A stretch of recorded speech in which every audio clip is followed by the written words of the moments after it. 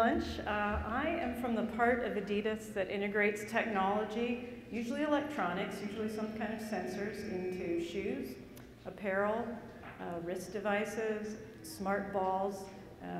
We also develop the companion apps that accompany those devices. And so we've had some great talks this morning that touched on data and the promise of data, the big data that we're generating from many of these devices. And I want to expand on that by sharing a little bit of some behind-the-scenes insights of what we're doing at adidas with the data that are coming off of some of these newer devices. So I'll share 3 little case histories, if you will, of how we're using the data and if data is actually making a difference from 3 products that we've recently launched.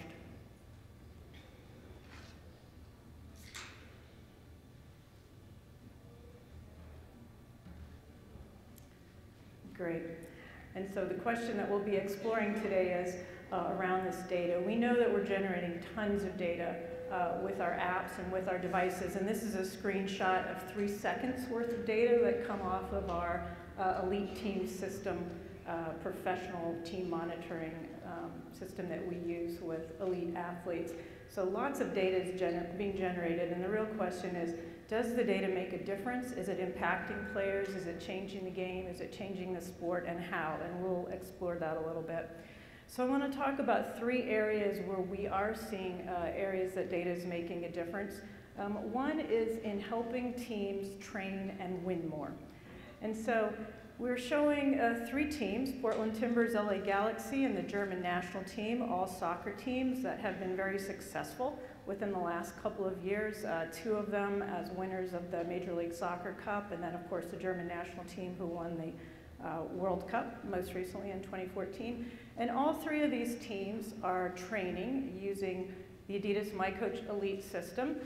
This is a training system that they're using in their practice environments to prepare and prep up for their season as a team and individually. And the thing that the system is comprised of a smart shirt, which I've got, I'm sitting right over there at the end or sometime during the day. If you want to see what one of these smart shirts looks like, please feel free to drop by. Most consumers don't get to see this because they're only available for the pros, but it's got sensors and then this green pod that you see embedded in the shirt. There's a base station that it talks to on the sideline with the physiology and the player tracking data coming off of the system. But what this system is doing is capturing data about the physiology of the player, their movement patterns, their location, as well as the speed and distance at which they're moving. That player pod is transmitting data in real time to the sideline where coaches and trainers are making decisions about the game and about individual athletes. And so it's very common within professional sports for these very sophisticated systems to be used so that they can do 2 things. This is where we're seeing the data really make a difference. One is being able to customize the training routines or regimes for individual players. So for example, if you have a staff in place that's very sophisticated with reading and analyzing the data, they'll be able to tell, for example, if the player is getting sick. They're sometimes able to tell if the player is more susceptible to injury. They're also able to customize the routines to push the player a little harder or to tell the player to back off. And that's important in the professional leagues because you've got players that have very different physiologies. Their jobs and roles are very different on a team. And so you really don't want to be having them do the same workouts. And so that ability to customize is where I think we see the professional leagues really leading and really manifesting the potential of what this big data can do for athletes. We've talked in many of the discussions this morning about the potential of customizing and personalizing sports fitness regimes for an individual, and I think we're already seeing that happen at the professional level. The other thing that's very I think meaningful at the pro level is the discipline and the dedication and the infrastructure that is required to take advantage of these systems and to really understand and use and manipulate the data almost inherently builds in a winning culture, because when you make the investment to buy the systems, when you put the data experts, the analytics experts, and you educate the coaching staff, the training staff, and the players about how to use and interpret that data, it creates a winning culture. So professional leagues is where we're definitely seeing the impact of data, creating a winning environment and higher levels of performance. Another area that we're using data is to improve skills of young players as well as more advanced players. And so I want to share with you a little bit of a case history on our adidas Smart Ball. This Smart Ball is a regulation ball. It looks like a normal soccer ball. If you look on the inside, you'll see the suspended puck or pod, which is where all the sensors are located, and you can take a look at this after as well. But this Smart Ball has been out on the market for the last couple of years. It's been a really great item, particularly in the youth area. You kick the ball, you then look on your smartphone. It gives you feedback and instruction in terms of how to change your kicking technique and where to kick the ball differently to achieve your goal. And so I wanted to share with you a little bit of the results of some work that we recently did with the University of Calgary, where we divided athletes into two groups. One group had feedback from the Smart Ball while they were in training. The control group followed the same training protocol, but they didn't receive the feedback that they get from the Smart Ball system. And I just want to show you a quick video of what that experience looked like. We look at interventions, things like pieces of equipment, products like footwear or apparel, and we see what their effect is on things like injury risk and performance. We're trying to understand the efficacy of the adidas Smart Ball My Coach system. We make two groups. So one group receives training, so they don't receive any feedback from the system, but they still train. And the other group trains and receives feedback. And with this setup, we're able to tease out whether or not that additional visual and quantitative feedback that you get from the application, if that has an effect. You know, have like a real measurement on what you do and how you could improve, and it's like a totally different kind of training for me. If you have a kid who goes on the field, maybe they kick a ball, the only feedback they would typically get is that it might have felt good or it might have felt that they kicked it fast. By having that Smart Ball with them, they can see how fast they actually kick the ball, so they can relate some of that internal feedback with the actual performance of how they actually kicked that ball. When I focused on where I was trying to kick the ball, the feedback was I was consistently off to the right and a bit below where I was supposed to make contact. And I've moved that point over the last 3-4 weeks to where I'm supposed to make contact, and the result is about 10 miles per hour faster.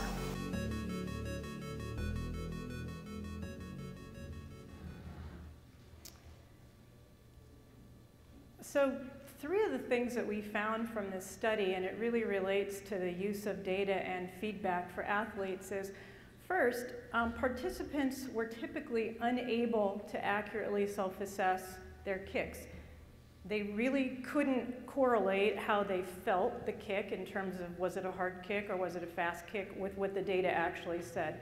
And so without that statistical, very balanced feedback for them, it's not easy for an athlete to intuitively know, did I kick it harder? Did I kick it further? You certainly know if you kick it further, but what it feels like doesn't necessarily correlate to the data. So if you're in a learning environment, you really need to have accurate data and feedback so that you can adjust and judge and shift your movement patterns accurately.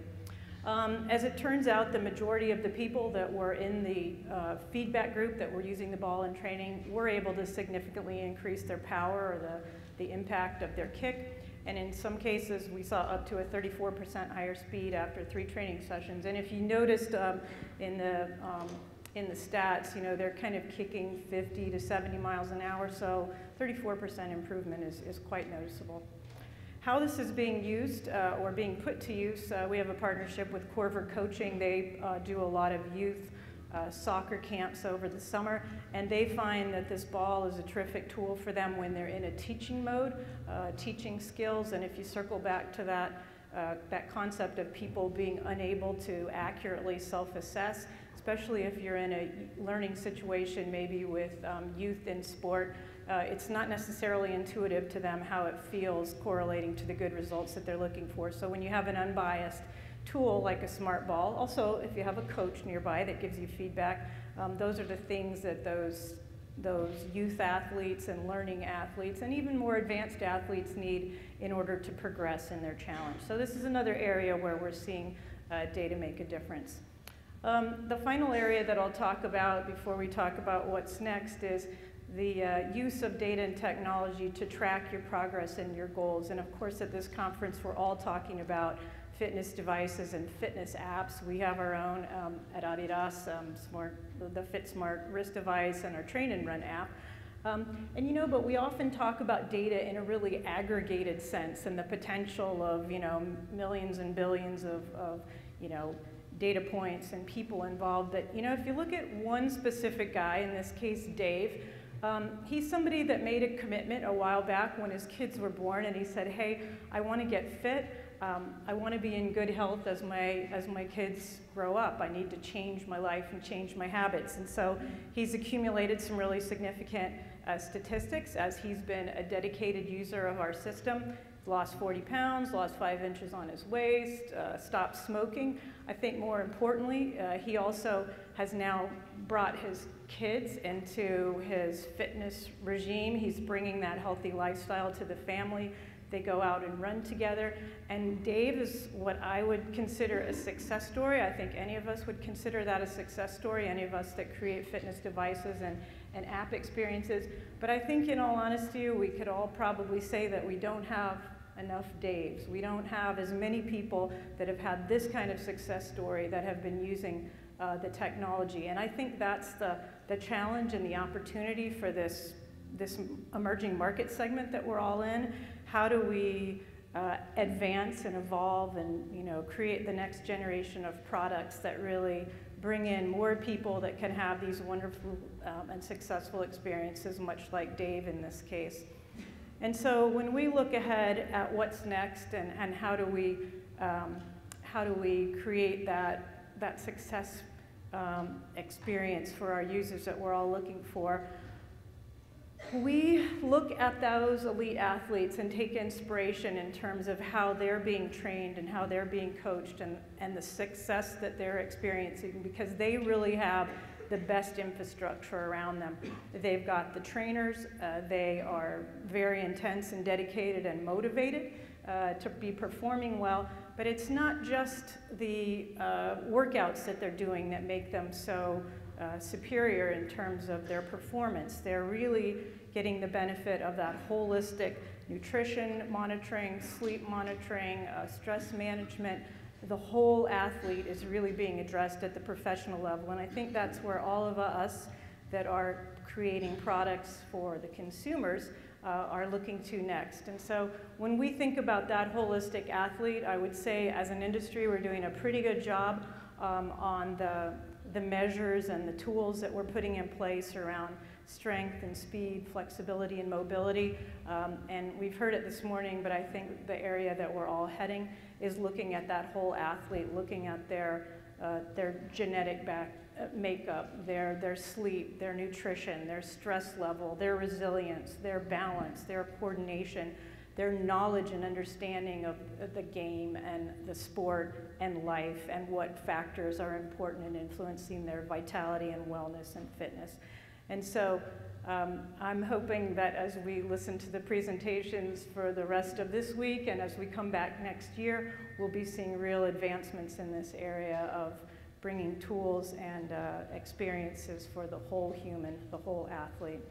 And so to answer the initial question of is data making a difference? Yes, indeed. We are seeing very tangible, real places where the data is having a big impact on athletes, both at the professional and the amateur level. And I think we're just starting to realize and see the potential of what we can be doing ahead. Thank you.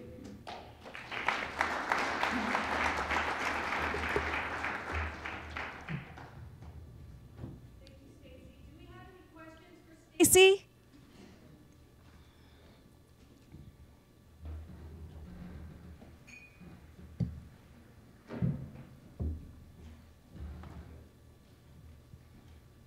Great, thank you. From the data that you presented, it seems like this is really more biofeedback that's pretty direct. You know, you have your app, you get the informatics.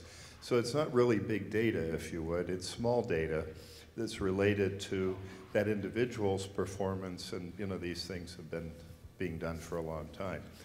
How do you see then being able to integrate that to the big data side, and what can we hope to gain from that information? Because so much of personal training is me and about my performance. Lots of folks out there are collecting lots and lots of data, but is it of any real meaningful value to look at accelerometry figures for kinematic movement, let's say, on 25,000 people? So I'd be interested to kind of get your overall comments in that direction. Thank you.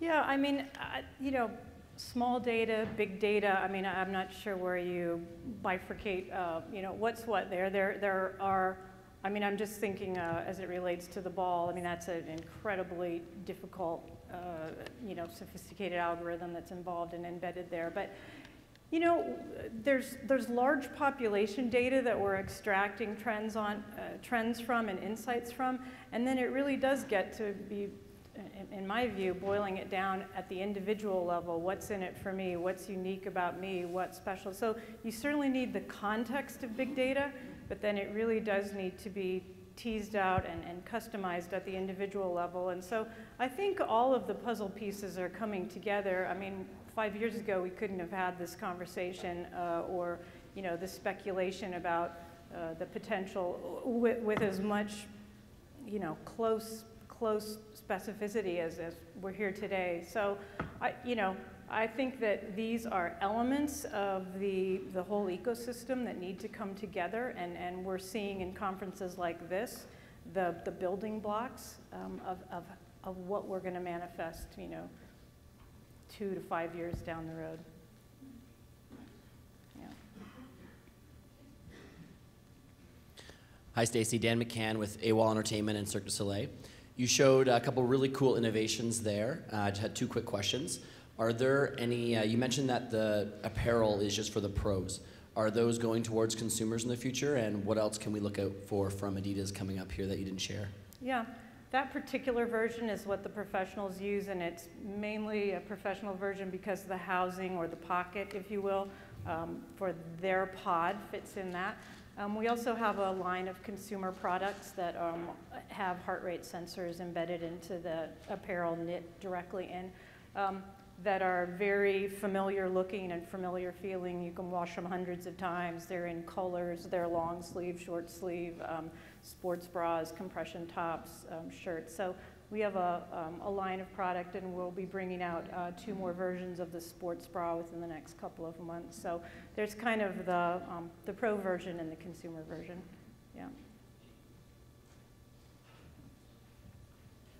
Hi, Stacey. I have a question.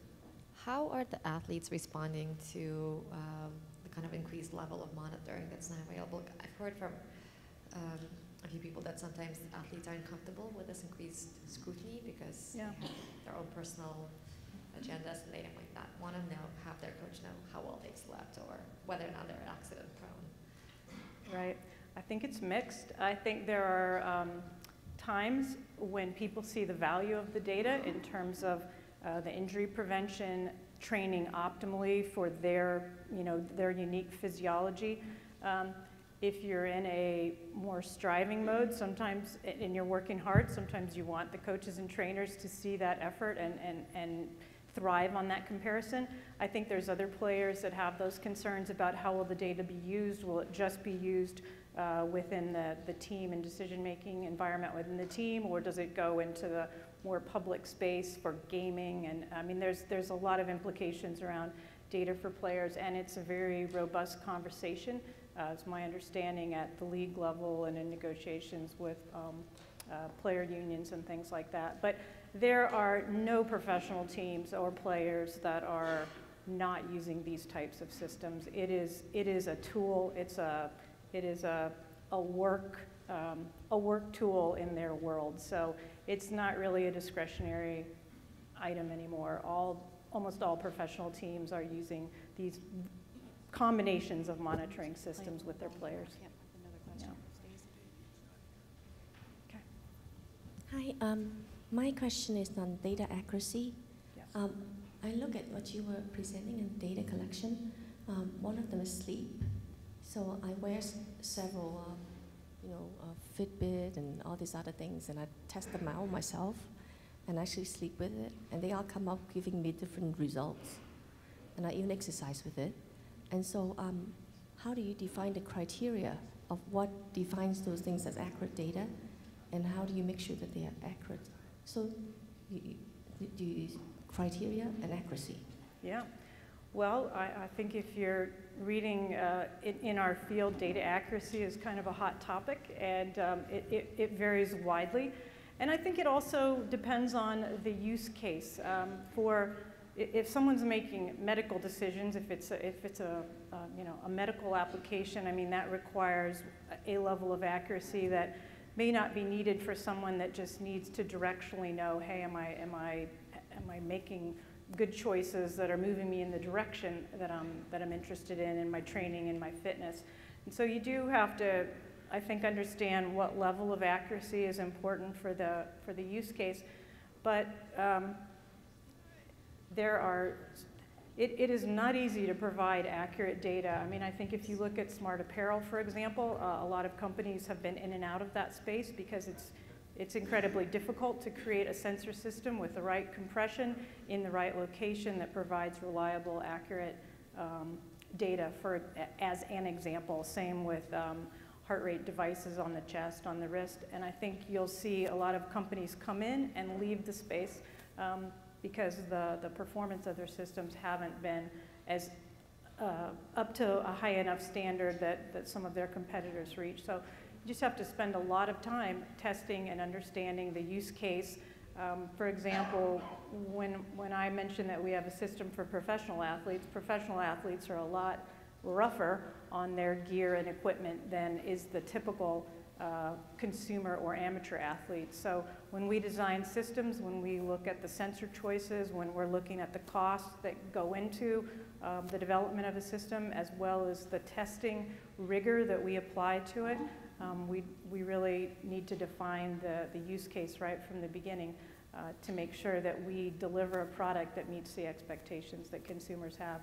I think you're pointing out probably what may be a typical issue for a new and emerging industry that a lot of people have come into in a relatively short period of time. And I'm sure that the industry will sort of shake out and self-regulate as it relates to data quality and accuracy.